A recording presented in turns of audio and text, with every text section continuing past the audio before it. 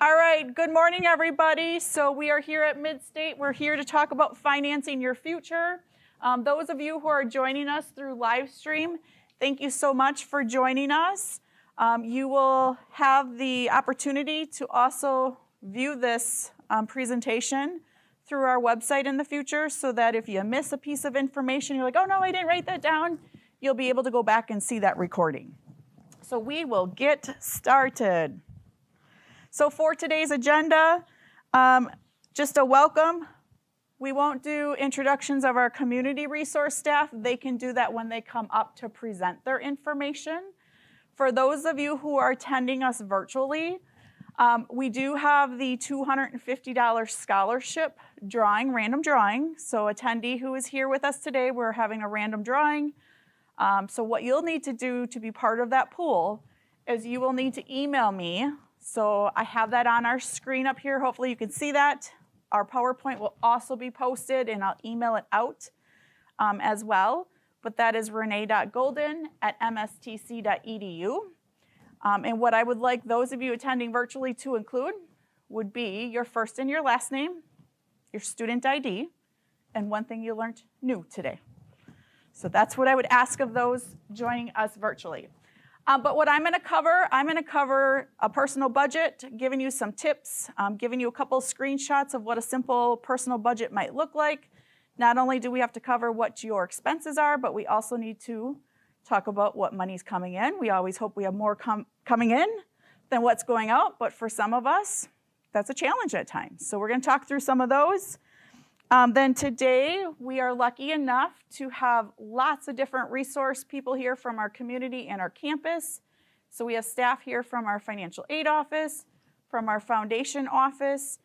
We have our payment plan, our student financial specialist here with us. And then we have CAP Services, Forward Services Corporation. We have Wood County, well, we have different county FSET contacts. And then we also have our National Farm Workers Job Program contacts here as well with us today. So let's get started. So let's talk about that financing your future. So when you are a student, there are still just life costs that you have in your life that, unfortunately, bills don't stop. So part of this presentation is for those students who may not be starting classes until the spring term. I hope that in your new student advising, there was talk about what your program cost is or will be, but if not, I'm going to show you where you can find that information today.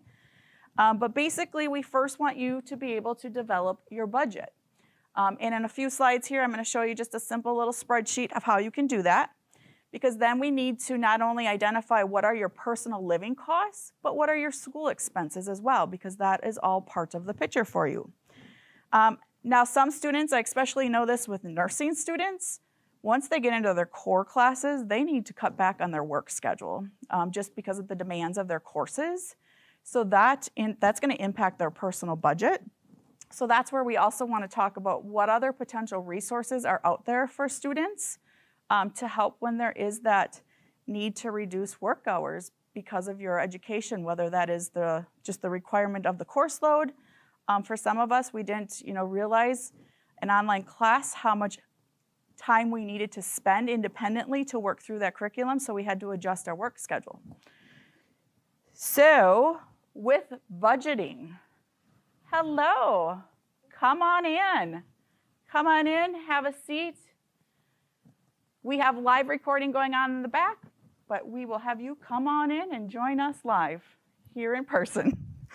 So up on the screen, and again, this presentation will be shared, just a very simple template. Some students tell me, you know what, I'm just going to take an Excel spreadsheet, and I'm going to put on the far left-hand column what are all my expenses in my monthly. Most people don't have checkbooks always anymore of going into their register and balancing it out. Now they just do everything online through their phone or everything. But really just looking at what are your expenses each month. And putting that on some type of a document so you can track that. I personally have liked Microsoft Excel just because then I take at the bottom, I create a new tab for each month. so that I can kind of check what is going on in that year and what months my expenses go up. Holiday season expenses always go up. So I really like the Microsoft Excel document. But again, just looking for a template in which you can document all of your expenses. And then if I were to start this today, I would go back and I would be looking at what were my October expenses. And I would start that on my first document. So then I would have my monthly costs in that monthly cost column. And then over time, I may have to look at, oh, I spent a lot of money, on clothing. What could I do differently in my clothing expense? Maybe it's going to the secondhand store. I had this really creative idea from another person. They said, bring your friends together. Have a clothing swap party. If you're all kind of in the same size, have a clothing swap type party. I'm like, that's a fun new idea. So just things to think about how you can do differently. I will say I was guilty of this. I used to love my Starbucks coffee, and I would have it like 3 days a week. Well, 3 days a week was about $15 every week. And I was like, where can I make some simple cuts in my budget? Coffee now, it's a treat. Hello. Coffee is a treat to me. At the most, it's once a week. Now it's usually like once every other week.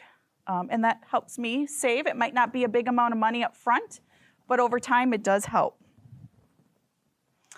So that's the expense size. So now we also need to look at what's the money that is coming in for our budget. And again, perfect world, we have more money coming in than what's going out. But again, this is just another very simple part of your spreadsheet you could do. For those of you who would be working, what is your monthly pay that you bring home? So after taxes are taken out, so just documenting that. If you receive unemployment benefits, if you have SSI, VA benefits, any other income that comes in besides like a monthly paycheck from employment, child support. But here's where the cost of education piece can come in. So for some of you, when you applied for financial aid, you may have been eligible for grants and loans. Some of you may just have grants, and some of you may have just had loans. So depending if you got a refund from your financial aid award letter, that is something you should be putting into your oversight of what's your monthly income coming in. Now I will say your fall term is 4 months. So if you got a financial aid refund, I would say take that total refund amount and divide it by 4 so that you can break that down into your monthly income spreadsheet as well. If you receive scholarships, whether that is from our foundation office or from an outside organization, it would be the same thing. Take that total scholarship money and divide that by 4 so that you can break it up into that monthly income. And if you are working with one of our third-party vendors who you're going to hear from today, so WIOA Adult Training, the UMOS, there's lots of FSET. Again, you would want to take any of that. If you're getting any benefit of income, you'd want to divide that in 4 to keep that monthly income. So you can then do that comparison of your income versus your expenses. So I talked about those of you I was hoping when you had new student advising, and I should have started with, I am Renee Golden. I am an academic advisor and financial resource counselor. So during my new student advising, I always am going out to our website to say, here's what the cost of your program of interest is. So how you would find that, for those of you that may not know, you would go out to Midstate's website under Future Students and Academic Programs. And I'm going to pull my screen over so you can see that. So again, Midstate website, you'll hover over Future Students, go to Academic Programs, and then they will be listed below here alphabetically. So I'm just going to pick Medical Assistant. That's a program I work with. And when you scroll on down, you'll see these different tabs, and we have the Cost tab. And here it will show you what the entire cost of your program is. So again, that cost is the entire program. So another piece that then needs to go into thinking about what is the cost of my education with your advisor, you should have done what's called a degree map. So you are putting out, you are planning out all of the academic requirements in your program. So if I'm a medical assistant student, I may be working almost full time. So I have to pull my program, and it's going to be over 4 different semesters. So then what I would need to do is I would need to take my total program cost. Again, I'm dividing that by 4 terms. And again, because a term is 4 months, then I'm going to divide that number again by 4 to get that monthly cost. So that I am in the background thinking about what is my education cost per month as well as per term. And that helps a lot with your planning out. Now, if I'm in my 2nd term of my medical assistant program, I'm not going to include the cost of the courses I already completed. So then that amount has become a little bit less. So again, you'd want to be using your degree map because that has all of your academic requirements planned out to know which credits are done already and which aren't, to help you get that most accurate cost of what's remaining for your educational cost. All right.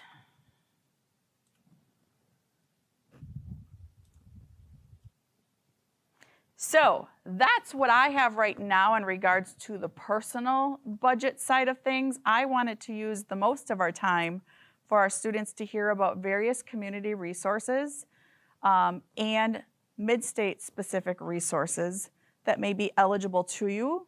So at this time, I'm going to turn things over to Tracy from Financial Aid.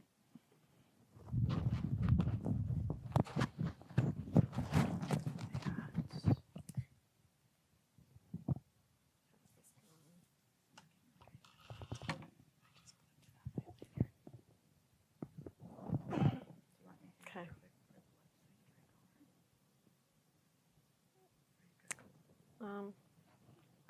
I just click it once. Where'd it go? Oh, I can pick it up, or you can, whatever. I'll do it. Thank you. Oh, these two are. Thanks. Well, I am Tracy Bleasy, and I am a student finance specialist here at Midstate. I mainly work with students to help complete their FAFSA, and also to assist with, once you receive your financial aid offer, kind of going through accepting financial aid and things like that, and explaining how things work. So if you ever have any questions, don't hesitate to reach out. The first thing I will start with is the FAFSA. That is basically the entryway into federal financial aid. You do complete the FAFSA at the studentaid.gov website, and I will slide that over here.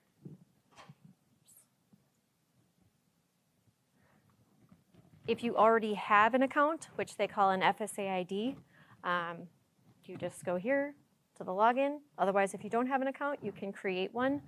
Every FSA ID is connected to your Social Security number, so if you have created one in the past, you will use that same account. You can't create a new one, so just so students are aware of that. And then you'll be able to complete the FAFSA form by going here. And currently, the 23-24 FAFSA is being used for fall of 23 and spring of 24. If you will plan to attend after that, you would want to complete the 24-25 FAFSA if you're starting in summer or fall of 2024. And that FAFSA is not out yet. It is expected to be available in December, but we're encouraging students to maybe wait until January or February because they did a whole revamp, so there may be some bugs with that. But otherwise, I will be available to assist with that in January, depending when it comes out in December. Let's go back.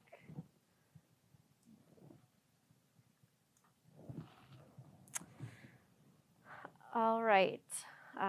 So again, sorry, back to the FSA ID. All students will need to create an FSA ID. Currently, parents are not required to have their own FSA ID, but beginning with the 24-25 FAFSA, they will have to have their own ID and give electronic consent. So just moving forward after this year, all students and parents and potentially spouses, anyone who has their information included on the FAFSA will have to have that FSA ID. The FAFSA needs to be completed each year that you plan to attend and that you want to be eligible for financial aid. Again, so students planning to attend in spring would complete the 24-25 FAFSA. Moving forward, for mid-state, summer of 2024 through spring of 2025 are all included on the 24-25 FAFSA. Once you submit the FAFSA, that is, a lot of students ask me, you know, how do I apply for a Pell Grant or how do I apply for loans? The FAFSA is basically that application. It's all included. You don't need to complete another application after that. So once that's completed, we would automatically consider you for grants, subsidized or unsubsidized loans, and work-study eligibility. So if we receive your FAFSA information and you are eligible for those, we will offer anything, you know, that you're eligible for. Just briefly, grants, the largest grant that most people are aware of is the Pell Grant, and that is a need-based grant. So it's determined whether you have that financial need based on what your FAFSA information says. Loans, subsidized loans, you do not accrue interest on those loans while you're in school at least half-time, which is 6 credits. So as long as you're in school attending at least 6 credits, you won't be accruing interest, and you won't need to start repayment on those loans until 6 months after you stop attending half-time or after you graduate, because you do have a grace period. If you borrow an unsubsidized loan, those do start accruing interest once they're dispersed, and disbursement just means the time that we apply it to your student account. Work-study funds, those can be a little confusing. Just the term isn't always something that explains what it is. But work-study funds are a type of financial aid that you can earn through, it's similar to a part-time job, a work-study position. We do have information on, I will go on here, on the Midstate website. I would suggest just searching work-study in the search box. Whoops. Oh, and they do include a hyphen on here, so you have to scroll down a little bit. But here's the work-study page, and this gives a little description of what work-study is. So we offer work-study positions on campus at Midstate. There are also a couple positions that are within the community at like nonprofit organizations. The positions pay $13 an hour, and you get paid similar to a part-time job every 2 weeks through direct deposit. And on this website, which is kind of what I want to show here, this gives some potential descriptions, so you kind of know maybe what some of the jobs might be out there for work-study. And then you'd also, this button is the link to apply for those jobs. So it's a 2-part work-study. It's a 2-part financial aid. So you would have to accept it through your financial aid offer, and then you'd have to apply for that position in order to earn the funds. We suggest, so one of the most important parts about financial aid is that students are keeping in communication with us and making sure to check their Midstate email address. We send all financial aid communications through your Midstate email or to your Midstate email, so that would be your financial aid offer once your information is processed, or if there are, we call them to-do items, or the email will say that you have missing information.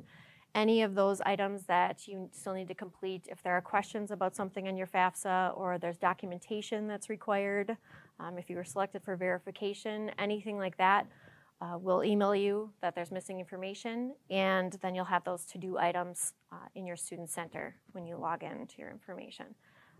If there's ever any questions about what the to-do items are, sometimes they're not very clear.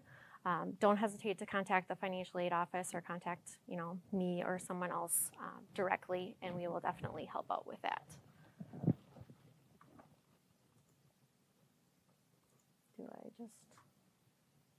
Oh, here we go. All right, so I mentioned the student center. That is where you would accept or decline any financial aid. Grants are automatically accepted for you, so if you receive your financial aid offer and you're eligible for a Pell Grant, you don't need to go in and accept anything in order to receive that. That will happen automatically.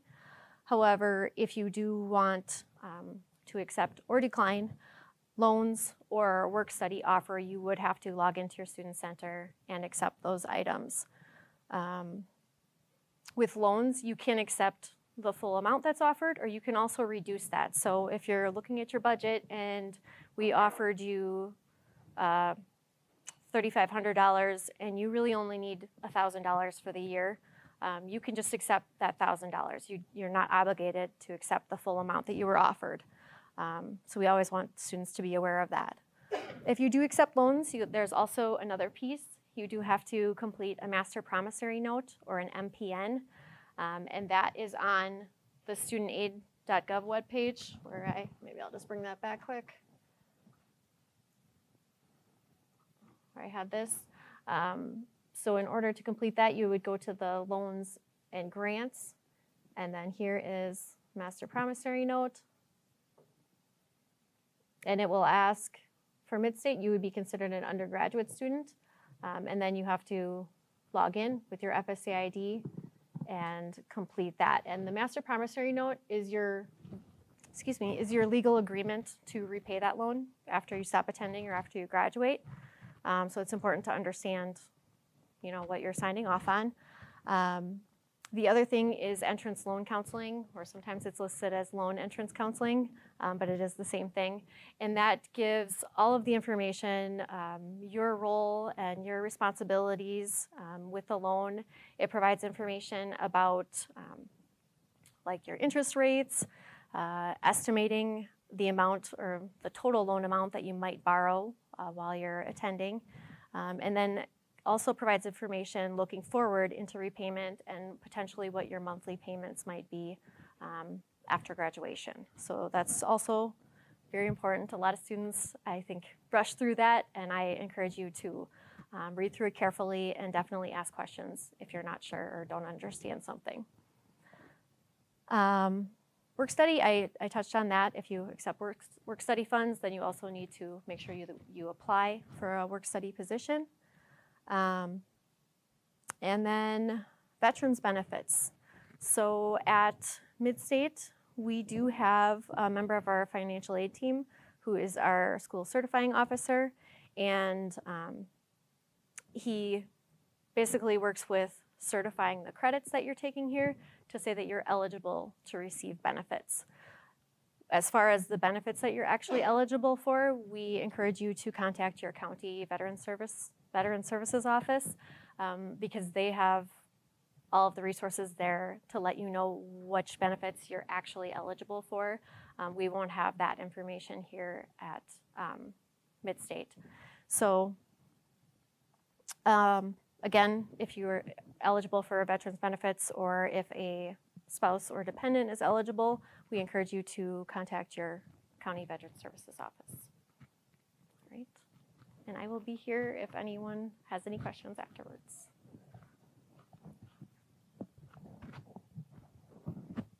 I don't know who's next.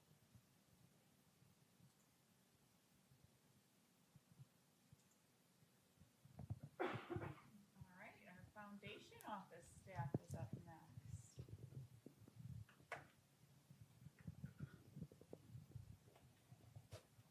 Oh, I don't need a mic. Oh, I think it's for the video. Oh, I think that's why. I'm usually pretty good with my voice. Nikki's not going to be so good with her voice, so she normally is really good at it too. Yeah, but lost her voice. Okay, good morning. I'm Nikki Dirks-Luby. I am the director of the Foundation Alumni Office here at Midstate, and with me, do you want Nikki's missing her voice, but Nikki is our donor relations manager here as well with the foundation office. We work very closely on all of our scholarship programs. Just bringing in scholarship funds which a big part of Nikki's job is working with donors to have them invest in our students here at Midstate, and then also then getting the money out to the students as well. So we have a number of different opportunities to apply for scholarships here, and I really want to be very careful that you understand there's a big difference between what financial aid does and what the foundation does. I think a lot of people get kind of confused between grants and scholarships and loans and all that. We're very separate. We're even actually, the foundation is a fully separate from the college. It's a 501c3 that's operated independently of the college. So what we do is we work with the college to bring scholarship money and get them out to the students and distribute them. It does filter through the financial aid office, but they do not administer it. It's actually administered separately by a full separate entity, which is the Midstate Technical College Foundation. So our mission at the Midstate Technical College Foundation office is to support and advance the work of the college, which includes getting scholarships to our students. So we have a number of different disbursement windows. We just completed application window that we're getting ready to disperse with our spring semester scholarships. We're about to do those. So our next window will not open again until April 15th.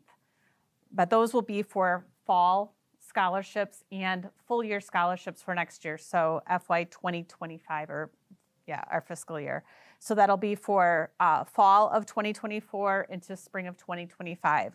So this is a really important date to remember, that April 15th is when we're going to be opening those up. We have to have them submitted by May 24th to be considered for a scholarship for next year. We always let students know by July so they can plan, put it in your budget like Renee was talking about, and you will get notified via your Midstate email. Everything filters through your Midstate email for scholarship information. We cannot use Gmail accounts. We can't use anything else. Everything has to go through your Midstate account. That's the way the system's set up. So just be aware of that. We can't email you on a separate account. Everything will filter through there. If you're offered a scholarship, you must accept it in order to continue with the process. We get a lot of people get confused. They're like, well, I accepted one. Did that accept all of them? No. Similar to financial aid, you have to accept each individual scholarship. So be sure if you do get multiple scholarships that you accept them all and agree to the requirements of each of them, because they can be very different. Students will receive, we missed it here. It'll be June 28th, 2024, but students will receive a second email to complete the post-acceptance to be completed by June 28th. I got the date right. Yep, 2024. And the requirements for a scholarship is that you have to write a thank you note to your donor, and then upload a photo of yourself and meet some specific requirements for the scholarship reception. And we understand that not everyone can attend the scholarship reception. It's one date that we pick that'll be in November of next year. If you can't make it, that's fine. We really do require the other people that you do get your donor letter and that the photo of yourself uploaded so that we can include it and connect you with your donor. Most of our awards are split between fall and spring tuition, so you have to continue to meet qualifications. One of the biggest things we're going to be doing this spring, we'll make sure that everyone who had a scholarship from fall to continue in spring, that they still continue to meet the qualifications. So it's really important to know when you accept a scholarship what the requirements are to maintain that scholarship. Okay. We also have a program called Sponsor Scholar here. This is a program that's designed to offer up to $10,000 worth of tuition fees, books, and tools for a program. The caveat here is this really isn't a scholarship program. This is a tuition assistance program by an employer. So there are some work requirements to continue to do Sponsor Scholar with the businesses. You actually sign an agreement with the business who will be sponsoring your education. We've changed that. We have a website. Can you pull up our website for Sponsor Scholar? So these are kind of rolling. We'll take applications at all different times. We'll show you that website just so you can see where to go. These are our current opportunities. We have some for nursing programs, agribusiness, agronomy technician, diesel and heavy equipment technician, precision machining, and culinary. These are our current open ones. And we can show you where the website is that you can apply for those opportunities. So we've kind of changed up our process here. So this gives you all the details. And then these are the different employers. Now, a lot of confusion used to be like, oh, I can just apply for Sponsor Scholar and I can just pick my employer. That doesn't necessarily work that way. You actually have to agree to work with one of these different employers that are offering this tuition assistance. So let's open up, Wapaka Foundry is a great one. Let's look at that one. So it kind of tells you about the precision machining technician. So if you're in that program, you can actually click in to apply to this program, and we will work with you to get you connected with Wapaka Foundry, and they will make decisions on whether or not they will provide your tuition assistance. A lot of these employers, they really want people who are interested in coming to work for them. So there is, after you graduate, there will be some requirements to work for the company afterwards in exchange for the tuition assistance.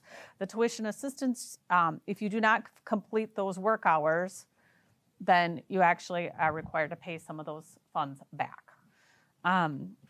But they will pay. I mean, it's a paid work experience. These are really funds that will help you go to school, get your program, the exchanges that you agree to work for that company.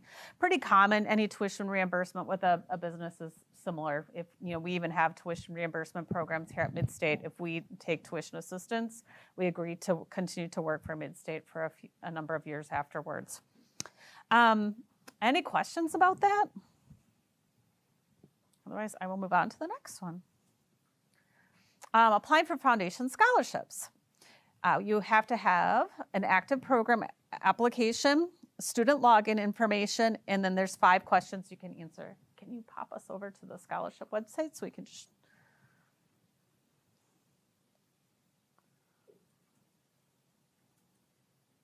So this is how you navigate to the scholarship portal. And I'm sure it's in there in the next page too, but it's just good to see.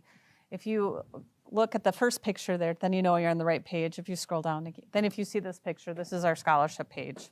And then this is exactly where you go to either contact us. Here's our contact information. You can link to the Sponsor Scholar. You can find more information. Our apply windows are in here, and this is where you click on to apply for scholarships. It's probably on the next slide too, isn't it?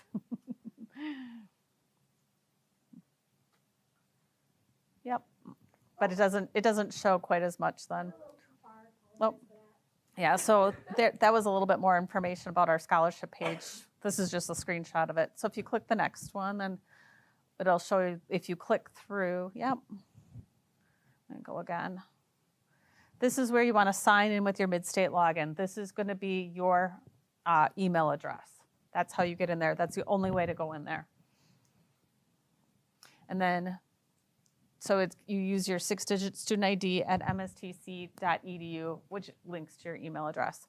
And then the first time logging in, you're going to have the first 2 of your first name, the first 2 letters of your last name, the last 4 of your social security, and then followed by Midstate. And then, so this is kind of an example of what it would look like if you were the Midstate Cougar. And then it'll have you reset automatically after you get in. Okay, so this is what it looks like to sign in. And then on here we have all of the opportunities.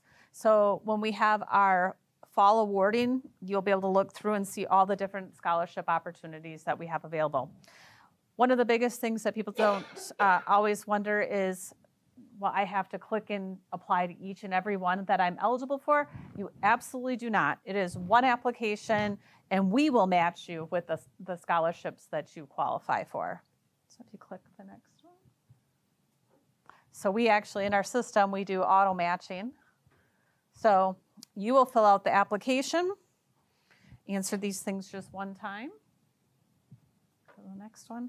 And then when we get all of the different applications in, we auto match based on your qualifications.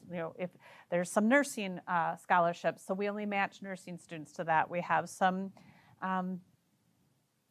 welding scholarships, will only match the welding students to those. But then there's some other qualifications. It might be where you went to high school could be a qualification to get that scholarship. You don't have to worry about that. It'll match you with that. There's just 5 simple questions. We have external reviewers that come in and review all of your different scholarships, and we have at least 2 different people rate it, so we can try and then a lot of times Nikki and I too also look at them as well. But we have a system to rate all of our scholarships and do all of our matching, and it's a whole system. So all you have to do is fill out those 5 questions, write nice essays. We do a little bit more in depth. We'll, when it gets close to scholarship window time, we will do a much more in-depth tutorial. Kind of, we come in and do presentations that Elise puts out, and we will talk about how filling out those 5 questions and what our tips and our recommendations are. And I think we also have it online that you can watch a video that we have done. Like I said, our next window doesn't open till April 15th, so keep an eye out for that. But outside of our College Foundation scholarships, and just the scholarships are money you don't have to pay back. This is scholarships that are yours. It's similar to, but different from grants, but grants you don't pay back, scholarships you don't pay back, loans are the ones you pay back. So these are really nice because it can help that bottom line budget and helping you afford college. There are other scholarship programs that operate within our area. If you live in the Wisconsin Rapids area, there's Encourage Community Foundation. You apply to them. We don't have anything to do with that, but you can look here for different opportunities. They might have some continuing students. A lot of the community foundations are for graduating seniors, but there are some opportunities for some continuing students. Marshfield, if you live there, it's going to be Marshfield Area Community Foundation. And then the Community Foundation of Central Wisconsin is around the Stevens Point, Wapaka area. And then there's also different things on the search engines that you can find. There's fastweb.com, there's Broke Scholar, College Express, collegeboards.org. Just caution, if you get on any of these listservs, I would create a whole new email address to get this information because you will get a lot of content, and they also sell your information. So just be careful that I would create a whole new email address. There's some great information in there, but you're also going to get a lot of other information you probably don't necessarily want. But you can find scholarships through these potential different ones. I'm actually on FastWeb right now, and I get about 3 or 4 different a day of different scholarship opportunities. I have a sophomore in college right now who's also looking for scholarships, so we're always looking to see what's out there. They're great, but like I said, you get spammed a lot. But there's a lot of money that never gets claimed, so if you find a scholarship that matches what you do, you know, that is in the same program and what you're interested in, there's a great way to get some additional funds. So this one is not me. Any questions? Otherwise, turn it over to Megan.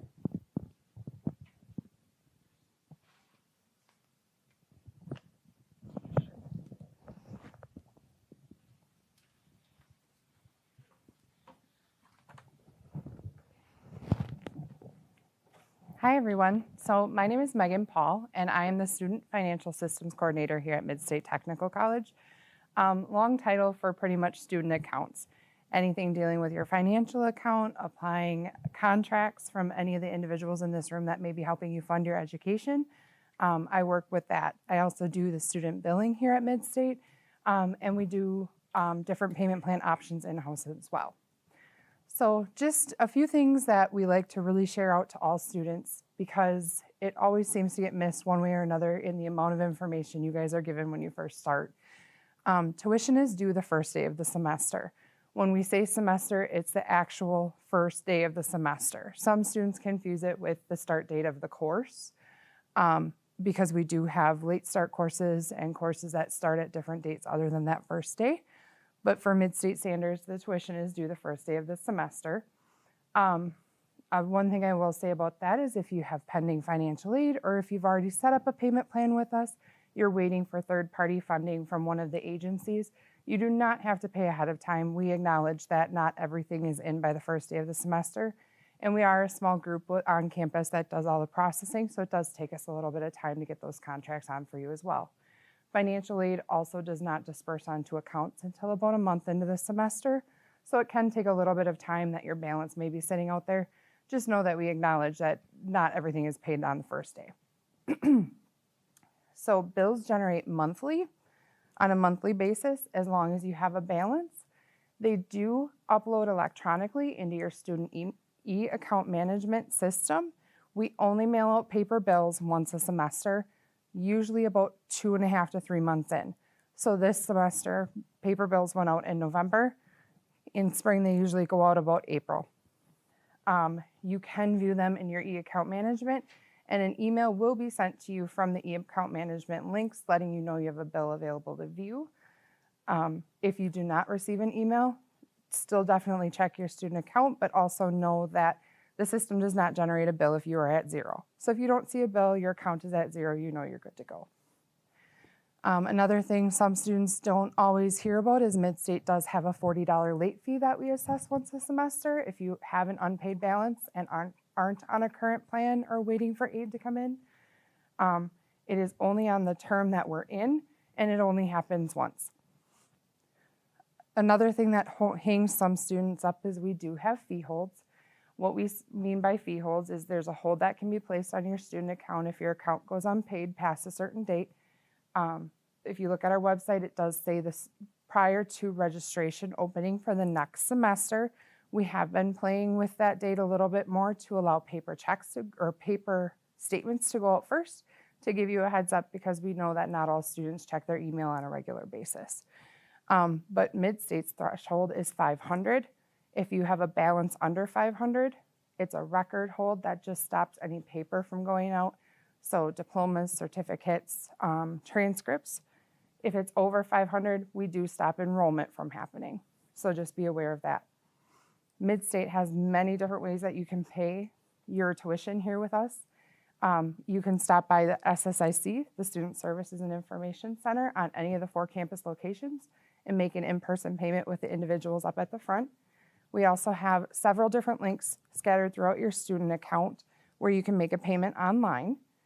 Also within your e-account, you can do it. And then we also do still offer payment by phone. So if you're comfortable using a credit or debit card over the phone, we do allow students to make payment over the phone during our open office hours, which is 7:30 a.m. to 7 p.m. with any of our SSIC staff. Here I've also included a few helpful links. So the Pay Your Tuition link is going to give you all of your payment dates, so the first day of the semester, along with any of the installment dates for payment plans that you may establish. And then the login page at the bottom is just a quick link if you have a hard time navigating to your e-account when you're logged in your student account. It's a quick link to be able to get in there. So I did want to just go over a little bit setting up a payment plan. We offer in-house payment plans here at Midstate for our students to be able to use. The requirement as far as balance is concerned is you have to have a balance of more than $250 to be eligible for the payment plan. When you set up a payment plan, it does look at any pending financial aid that you may have that's already applied to your account. So don't feel that you have to set up a payment plan if you're waiting on your aid. And it actually won't allow you to because it'll see your aid as a pending payment. They are free to set up in your e-account management. How the payment plans work is since fall and spring are longer semesters, we spread your tuition out over 4 installments and summer is split out into 3. The first installment is always due the first day of the semester, and payment plans only look at the tuition costs on the student account. The reason for that is because so many of our charges come in after the start date of the semester, and we don't want you to have a payment plan that fluctuates throughout the term that may affect your financial budget that you've already set with the payment plan. The additional charges that you may see that wouldn't be included in a payment plan would be any UWSP housing, if you're living in the dorms over there, which can be a very substantial amount that you take on as a student. We also do not include any bookstore items that get charged to your student account, such as Inclusive Access, which is the online information that you receive from your instructor, the books, the workbooks, anything online. We do not put those into the payment plan options, and then also any program kits, such as cosmetology, nail, nursing also has kits that get added after the start of the semester. There's also YMCA access and some kits within the criminal justice program as well. So you can enroll in the payment plan up to the second to last installment. Prior installment amounts are due at the time of enrolling. So if the first installment was August, the second one's September, and now you're deciding you need that payment plan, when you enroll in October, it's going to require you to pay those last 2 and then split the remaining out in the 2 installments that are still left. So then I just have a quick little instruction page on how to set up a payment plan. We also do have step-by-step instructions that you can access by either emailing myself or calling in and asking for any of the staff. We can email those over to your student account very easily. So you're going to log into your student account as you normally would, select the My MSTC tile, and then select the e-account management tile. Your login is very similar, if not identical, to the login that you use for a lot of the other mid-state items. You're going to use your 8-digit ID number. You do not need the @mstc.edu at the end, just the 8 digits. And then your password is your normal network password that you use for all other mid-state logins, with the exception of Foundation. I believe you create a different one there. So one thing I will say about that is what we have experienced is since your password for e-account is connected to your MyMSTC, that side tends to come due prior to your normal campus login. So if you're getting a lot of errors saying you can't log in, your password is expired, definitely go utilize the password reset link at the bottom of the MyMSTC webpage. Usually within 5 to 10 minutes of resetting that, you're able to get into the account. You can also reach out to myself or any of the SSIC staff, and we can assist you with that as well.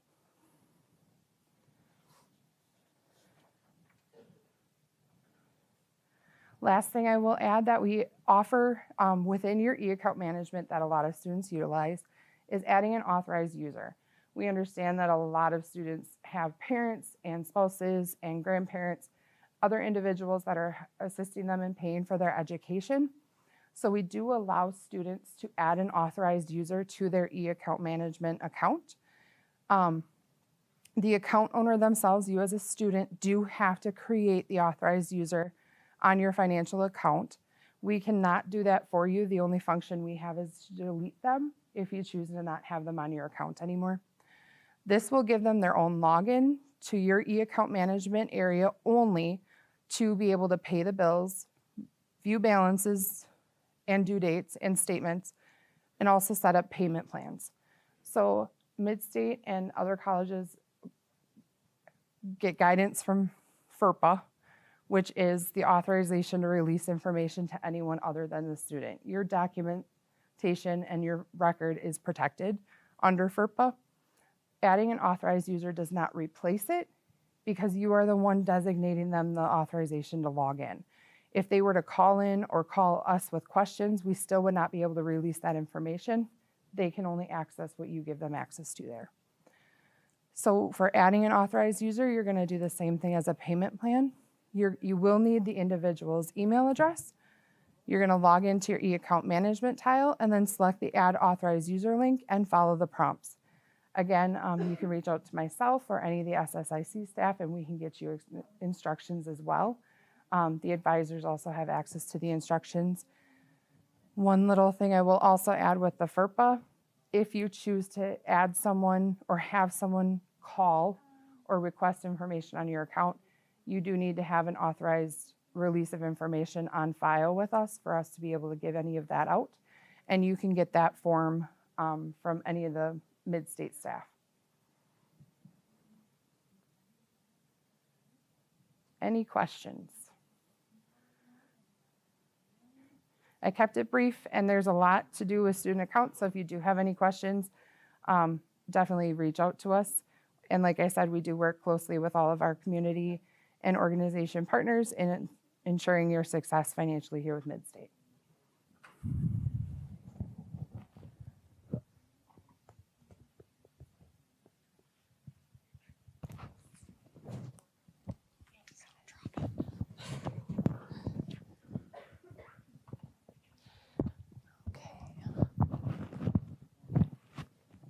I feel so professional with this. Okay. I am Cassie Heitree. I run the Skills Enhancement Program for CAP Services. Also, there's Jamie Potter here as well. She is the Skills Development Manager for Portage and Wapaka County. And so our program, the Skills Enhancement Program, what it is designed for working low-income individuals to go to school, obtain skills needed to get basically a higher paying job in the end. And so we help with things that lead up to getting that degree. So tuition, books, childcare, mileage reimbursement, internet reimbursement as it relates to their schooling. So this program, I like to say, if whatever job you're in right now, if it's really not meeting the needs, the financial needs for you and your family, and you need to go to school to get different skills. Maybe you're switching, you want to totally switch careers. We have that all the time. You want to completely switch a career that you've been in for a long time and you just don't have those new skills needed to get that higher paying job in a different field. We can help with that. Maybe you're already in school. We can help with that if you're in school already. If you're thinking about it, we can help with so many different ways to help guide you to that and get you connected with the right people is really important too. And we're also here to help so that if you're calling somewhere and you are like, okay, they keep telling me call this number, and then you have to call another number and another number and another number, and you just can't get to that right person. That's why we have our skills development manager to really help guide you through that. And so the qualifications for our program is you must be 18 years and older. We can work with individuals if you're 17, but we cannot enroll you in the program until you turn 18, and we enroll in the program once we need to pay the financial tuition or books or fees for your schooling. And then for us at CAP Services, you have to live within Portage, Waupaca, Outagamie, Waushara, and Marquette County. Those are the counties that CAP Services serves. And you have to be working 20 hours per week as well. There is that requirement. You can work more, but you cannot work less than 20 hours a week. And you have to be at or below 200% of the federal poverty income guidelines. And so I put a little example up here. So for a one-person household, that is $29,160 annually. And it goes up depending on how many people you have in your household. And for those, a lot of students coming in, it's their first year, they still live with their parents or a roommate. If it's a situation like that, if you live with your parent and you can show that you pay rent and that you're almost like paying your own way, but you're living with them, we are able to count you as an individual, because otherwise we would have to get your parents' income for that. And so, but if you're living with a roommate, if it's just, you have your separate bills, you just are roommates, then we wouldn't have to count them either. That's an exception as well. And then the other qualification is that you want to pursue some type of short-term training goal, and that can be up to a 2-year degree, so up to an associate's degree or any certificate below the 2 years. And I like to say you don't have to complete it in 2 years. We have a lot of people who are working full-time, going to school part-time, and so if it's a 4-year degree or a 2-year degree and it takes you 4 years because you're going one class at a time, we can also accommodate for that as well. And also I put a little note on the bottom is that we do co-enroll. So other organizations that are here, UMOS, FSET, WIOA, other organizations, we co-enroll with them as well. And we partner with them and say like, hey, we have this amount of funding and you have this amount of funding, and let's figure out the best way to help you to meet all of your needs for that. And then, so I did throw this in here. We do have a nursing skills program, and it does have a deadline to it. So the funding that we received, it will end, and the program has a hard deadline of June 2025. So if you are wanting to go to school or in school already for CNA, medical assistant, LPN, RN for either a bachelor's or an associate's degree, then there's a potential you may qualify for this program. And so again, you must be 18 years and older. For our county, you have to live in the same counties for this as well. And there's no work requirement. Unlike the other program, there was that 20 hours. This one, there's no work requirement.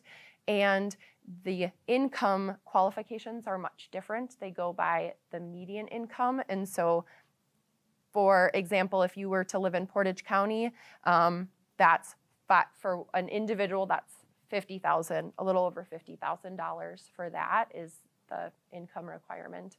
And again, no, you don't have to be working for this. So if you know anybody or if you are in that program, please reach out.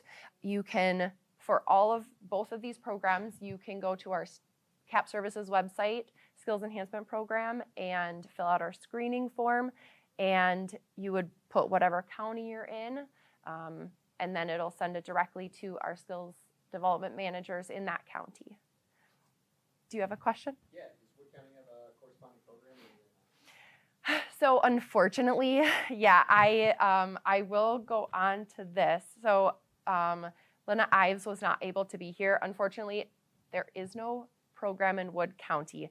So it is a community action agency, and the community action agency, which is North Central Tech, it is in charge of Wood, Marathon, and Lincoln County.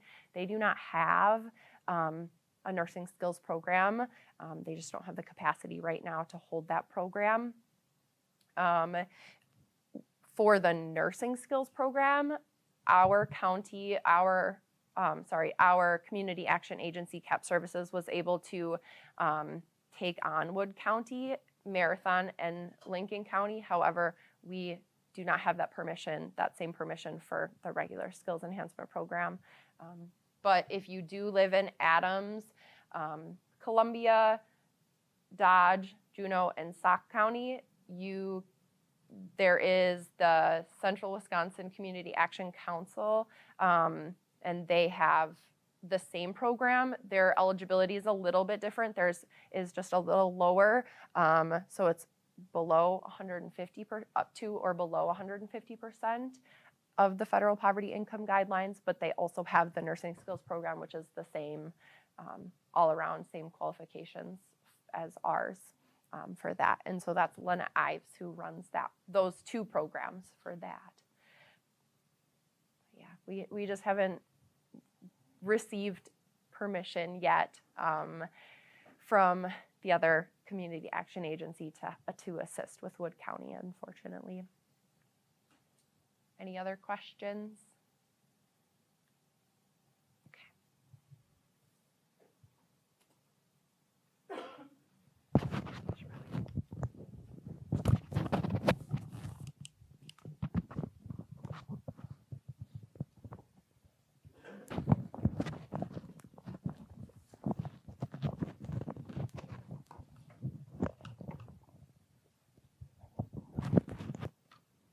Okay, my name is John Peters. I work with Ford Service Corporation. My coworker over there, Nicole Statursky, get that right. If I miss anything, Nicole, feel free to pipe up. So, WIOA, Workforce Innovation Opportunity Act. First of all, Ford Service Corporation, we're actually a nonprofit agency. We are contracted to run the WIOA programs in our 9-county workforce development area in north central Wisconsin. WIOA, Workforce Innovation Opportunity Act, this is a federal program. WIOA is basically the federal legislation that this program falls under. So it's administered throughout the United States. In our case, they route the funds from Department of Labor to Department of Workforce Development in Madison, and then DWD allocates those funds out to the 11 workforce development areas in the state of Wisconsin. And what's kind of unique is that each one of those workforce areas has a board, and they'd establish how those funds are utilized, how they're spent. So a person can access this program in different areas of the state and get a wide array of services, or unfortunately, in some cases, lack of services. So we're very fortunate in our workforce area. Our board focuses heavily on occupational retraining. So When people kind of ask, well, what is WIOA? The best way to describe it is like a federal job retraining program is the best way to describe it. So under WIOA, there's actually 3 programs. There's the youth program, the adult program, and the dislocated worker program. And they all serve different populations or groups of people. Not to take away from the youth program, but I'm not going to cover that simply because the youth program doesn't have funds for them to utilize for retraining. So we're just going to talk about the adult and dislocated worker portion of WIOA. Adult and dislocated worker programs under WIOA are very similar. The main difference is simply just slightly different eligibility criteria. To be eligible for the WIOA dislocated worker program, a person has to be dislocated through no fault of their own. So like a business closure, a layoff, what have you. It could be one person, it could be 900 people like the Verso paper mill. If someone's terminated or fired, they could potentially be eligible as well too, as long as they're eligible for Wisconsin unemployment insurance. So basically we have to document the dislocation, and then there are other things. If you're a male born after 1 January 1960, you have to be registered with Selective Service, things like that. So similar to financial aid. The adult program, a little bit different with the eligibility criteria. With that one, a person basically either has to be unemployed or underemployed. And they also have to be defined as not self-sufficient. Actually, both programs require that in order for us to pay for any schooling. The way we determine that, there's actually a self-sufficiency calculator in the system we utilize to run the programs called ASSET. Basically it looks at household size, what program you're going into, what county you reside in, household income, how many people in the household, what are their ages, and it actually calculates and looks at several different factors. Typically for most folks that are eligible for both programs, it's usually not too difficult to document that they are not self-sufficient, especially with the dislocated worker, because they're typically not working, of course. And also with the adult program, they're either unemployed or underemployed. So depending on what they're making, if they are actually working. So trying to think. As far as with the vast majority of our grant funds are utilized for occupational retraining. We can do other things like job search assistance, things of that nature. But again, the vast majority of our resources are used for schooling. It can be very short term, CNA program, a 1-year technical diploma, 2-year associate degree. Rule of thumb is a person should be able to get that within roughly 104 training weeks, which comes out to about 2 years. If there's a wait list with a training program like nursing, RT, that whole 2-year thing goes right out the window. We can make an exception for that because realistically it'll take you 3 years to get through that. If someone's going for a bachelor's and they already have 2 years under their belt and they can realistically get that degree within that 2-year time frame, we could even look at that as well too. The unfortunate part of that is the UW system and some of these private entities like Rasmussen, Upper Iowa, they are extremely expensive, as you all probably know. And we can only pay a portion or a fraction of the cost of those training programs. If we bring somebody into the program and they meet all the eligibility criteria, what we do is before each semester kicks off, we do a quick semester update, and then we go ahead and do a third-party funding voucher, depending on how much we're going to cover for the semester, and that goes right to Megan or one of the other staff here at Midstate, and what they do is they credit your account as a third-party billing, which means you no longer owe Midstate, we now owe Midstate. And we do it for all the other tech colleges as well too. So, and we do that each semester if someone's returning semester after semester. One of the big differences between dislocated worker program and the adult program is the funding. The dislocated worker program has a much, much larger pot of money, so to speak, or fund source. Typically for those folks that are in that program, we can pretty much pay for 100% of their tuition and book fees. At least we've done that for the last number of semesters because the fund source has been so good. And since the pandemic, there really hasn't been a lot of dislocations. And so we don't have a lot of activity and our count is pretty low. Unfortunately, the adult program has a much smaller fund source. And so if someone comes in under the adult program, our funding, because we have so many folks, I think, I was just talking with Nicole, I think for the upcoming spring semester, we have like 100 participants that are all active in school. We can typically only pay for maybe 1, maybe 2 classes for a semester if someone's in the adult program. So again, quite a bit less, but it's still 1 or 2 classes that, again, they wouldn't have to pay out otherwise. You are required to file for financial aid if you're in WIOA. Obviously, you can accept or decline. We will still fund even if you accept Pell Grants. Under the dislocated worker part, there are other eligibility criteria. We don't see a lot of this in this area, but other than being a dislocated worker, a person could be a displaced homemaker. They could qualify as a recently separated service member, spouse of a service member that was, say, called up to active duty.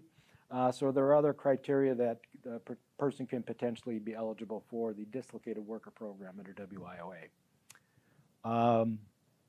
I think that is it. Nicole, did I miss anything? No? Good. All right. Cool. Does anybody have any questions about WIOA, adult dislocated worker? Nope. Yes.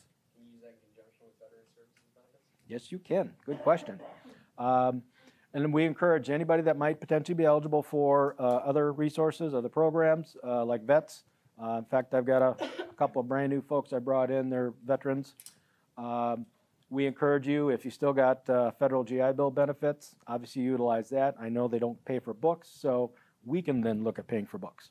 So same thing, if you've exhausted your federal GI Bill, you potentially would qualify for Wisconsin GI Bill. We encourage you to apply for that, see your CVSO, get that certificate, or they certify your benefits.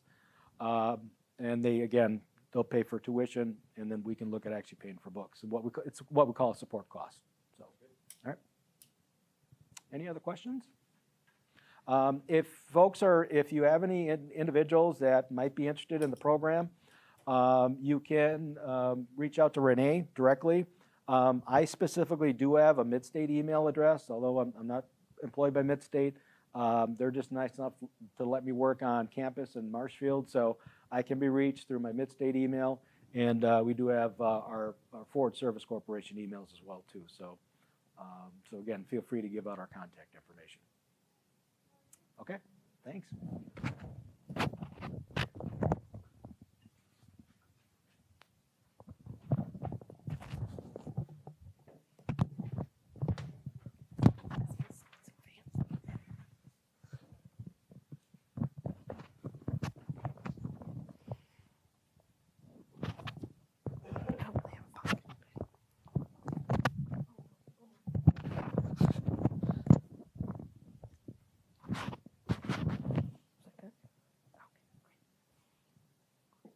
Okay, so I am here with the Food Share Employment and Training Program. So that is what FSET stands for, so Food Share Employment and Training.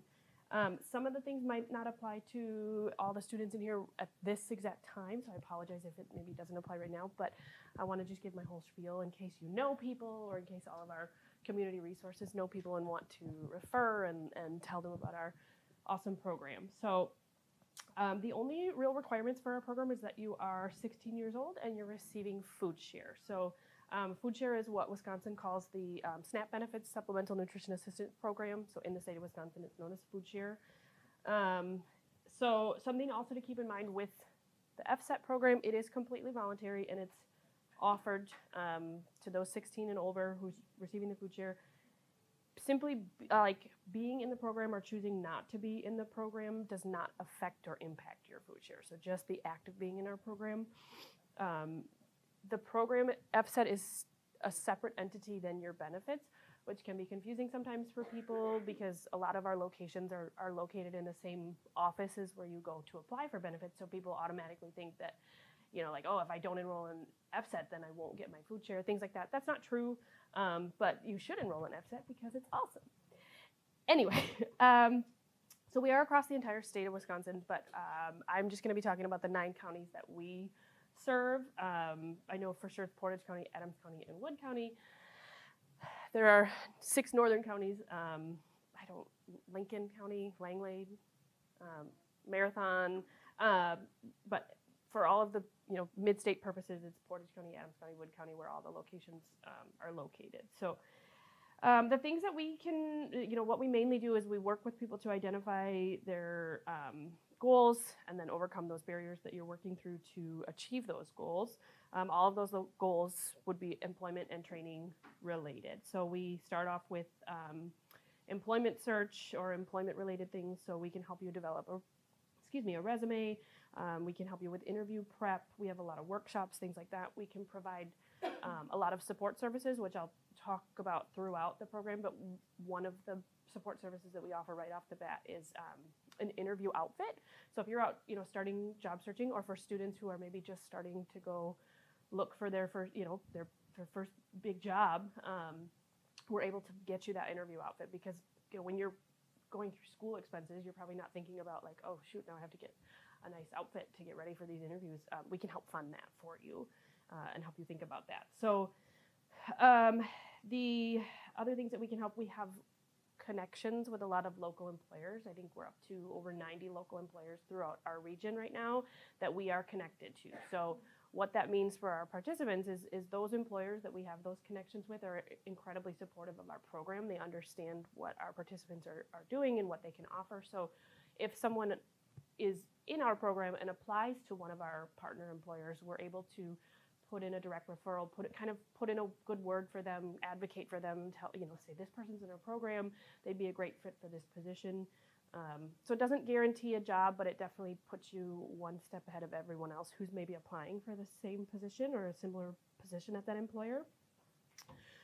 We also offer education opportunities. We are able to provide support for non-financial aid eligible programs. So these are the short-term programs. Some of our popular ones are CNA program, welding program, phlebotomy, nail tech. There's like CDL program is a big one for us that we like to help with.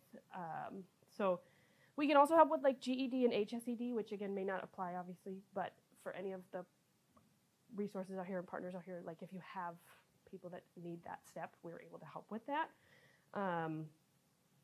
And then we also like to co-enroll. I like to promote that as well. So we have a lot of we partner a lot with WIOA. I know Nicole very well. I spoke with Cassie a lot. So we do a lot of those co-enrollments to make sure that we're providing as much funding as possible. I like to say the more the merrier, the more help that you can have, the better it's going to be for you. So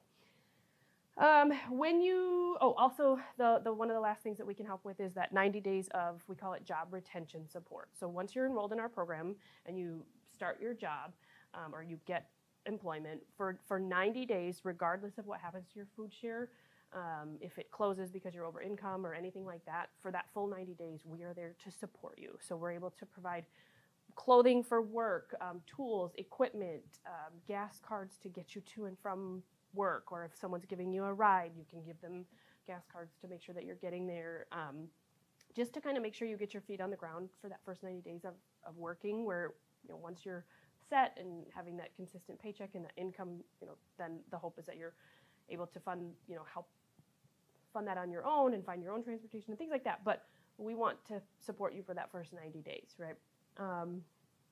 So the enrollment process, you'll come into one of our offices wherever you're, whether it's Portage County, Adams County, Wood County, wherever you are, you'll come to the local office.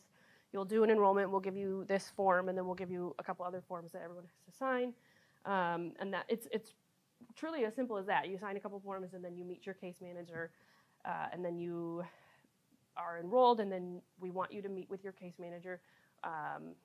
We do usually every week or every other week. We ask it's minimum of once a month that you're meeting with your case manager, but we are here to support our customers. We're here to support you. So that's truly the benefit of the program, is we have that one-on-one case management support. We have that time that we sit down with you. We identify your goals. We talk about how things are going. We talk about barriers, or maybe something came up and we're going to find creative ways to get through that.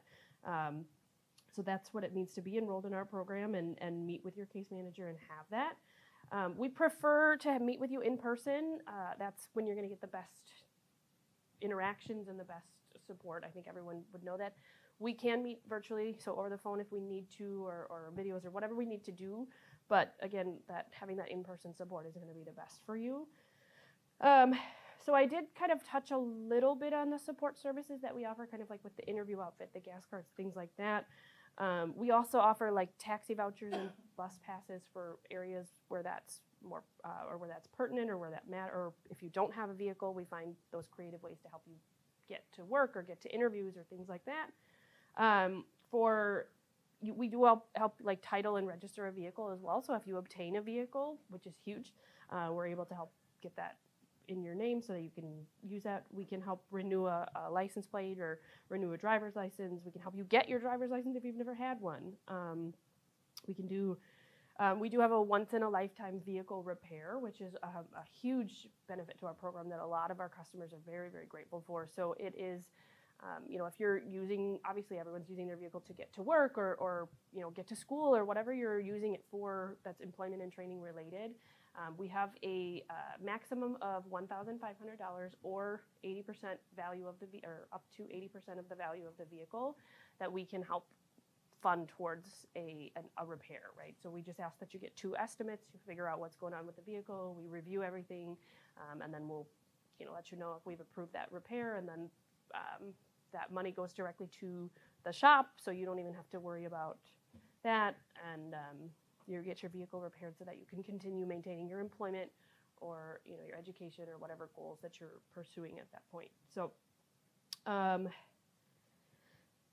I think that pretty much covers most of it. I have my coworkers back there that work in the Rapids office. Did I miss anything? Or did I? Okay. I think that's about it. Did anybody have any questions about it? Okay. Cool. That means I did awesome.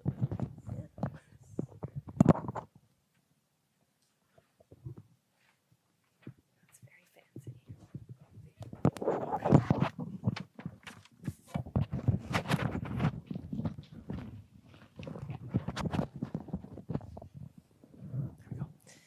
Hello, my name is Brittany, and I work for UMOS, and I also have my partner here, Carla. We're both case managers in the Watoma office.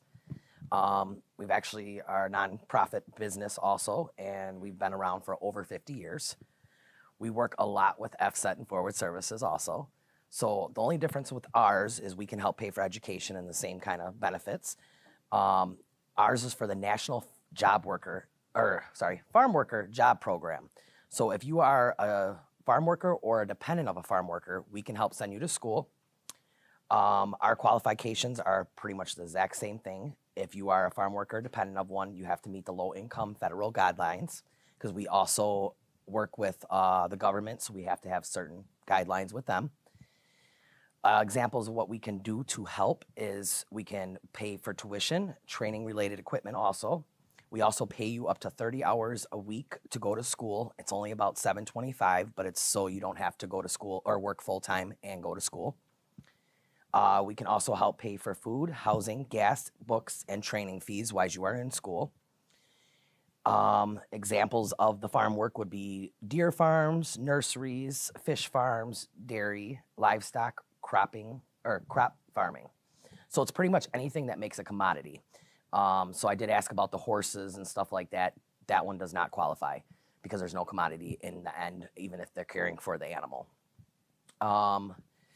What else? So examples of what we would send you to school for would be short-term post-secondary degrees, certifications, or trainings. So we do associate degrees, mainly for health, transportation, construction, manufacturing, any ag jobs or upgrades, and horticulture. What else? I know there's CDLs. We also do that one, welding. And I know that we do some IT ones. So it doesn't hurt to just reach out and ask if you qualify or not. For some reason, if you didn't qualify for us, we would also give you resources to forward services or anybody else that could help you if you're not a farm worker. We don't want to turn anybody away, so that's why we reach out to all these other resources also. We want to set everybody up for success. We don't want to see somebody walk out and be like, oh, I can't get help from them. We're going to make sure you guys can get help from somebody. What else am I missing? We are also part of the WIOA. We cover 27 counties. I'm not even going to try to name them because I probably couldn't. So we do cover a large area for our department, but there are other locations too. We have locations in Menominee, Milwaukee, and Dunn County, I think it is. And they also cover a lot of we cover all the mid-states pretty much. We have been to every mid-state except this one now. This is our last one. So if anybody needs our information or think that they would qualify and wants to reach out and just try, please contact me or Carla, and you can actually get all the information from Renee, or same with other resources. If you guys have anybody that are farm workers that don't quite qualify with you guys, just let us know and we'll try to help them too. I think that's it.